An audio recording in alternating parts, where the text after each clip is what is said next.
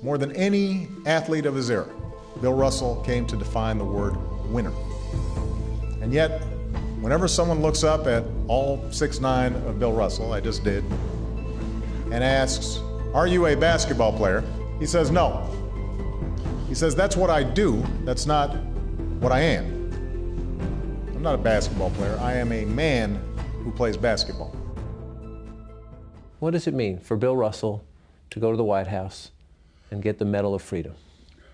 It was very flattering because I've tried to live my life doing what I think is right and for the right reasons. I was reading in the Sunday newspaper where you said that it's maybe the second best honor, that the greatest honor was your dad. Your dad saying, "Son, you've done well." Well, my father always took care of his family, and he was my hero.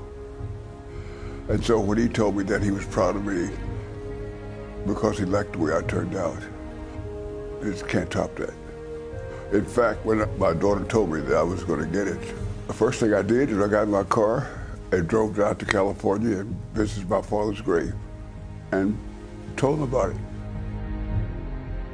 This is the highest civilian honor a president can give, and you are the first NBA player to receive it. Well, if you talk about the NBA, there's so many things that I was the first doing that. But the table had been set. I don't know if you know, I was a pallbearer at Jackie Robinson's funeral. And I had enormous respect for him. And my attitude was, Jackie has gotten us from point A to point B. It was my inheritance from Jackie to do things, to seize that opportunity. How much is it also the legacy of what your parents and your grandparents endured in the South, that it was your responsibility? Well, there's not anybody else on this planet that wanted more for their kids than my parents wanted for me.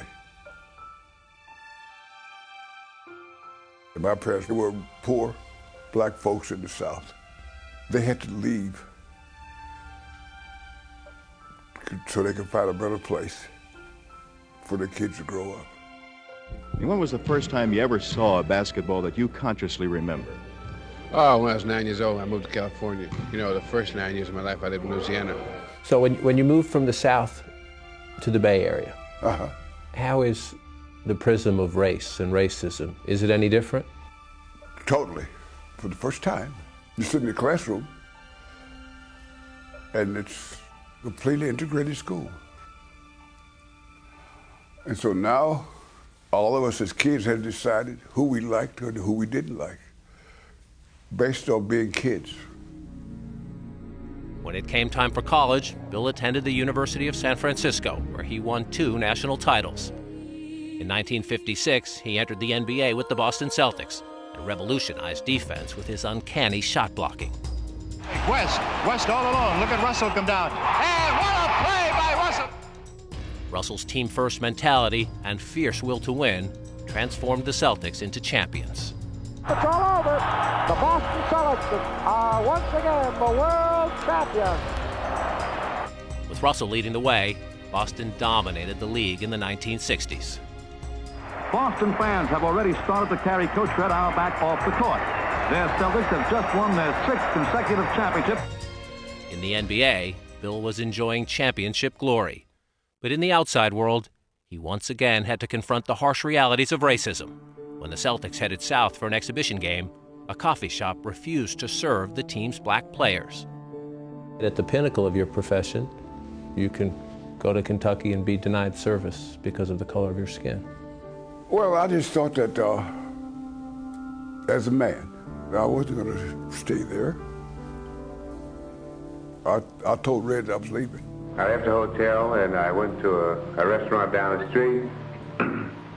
And the proprietor asked me what I wanted. I said, "This is a restaurant, isn't it? I'd like to get something to eat." He told me no. I wanted the signal to be that the black guys protect themselves. That we, as people, there's some things we do not have to and will not tolerate. If there's a person who treats you that way, what do you think of that person? Philosophically, the opposite of love is not hate. The opposite of love is indifference. So you don't carry around hatred in your heart, because it takes away your ability to be happy. And so I don't think that I hate anybody. I had to figure that out as a younger person, but I figured it out.